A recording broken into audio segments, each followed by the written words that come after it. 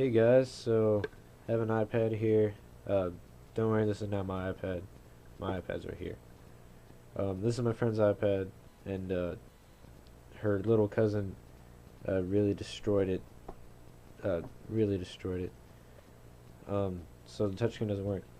But what I'm saying here is that I'm like within the next couple weeks, whenever the part gets in here, the big ass glass digitizer, whenever it comes in here, I'll do a complete like disassembly and how to like replace your digitizer, which is the front glass panel. So yeah, stay tuned. Once it gets here, I'll just do that. Um, so yeah, right now I have two iPads, and yeah. So other than the broken digitizer, there's nothing much else broken about it. Besides, like, for some reason there's this.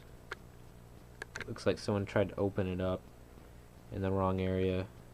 Pried it open. I'll just hammer that back in. You're supposed to open it up here, not down there. So yeah, I'll just get that done soon.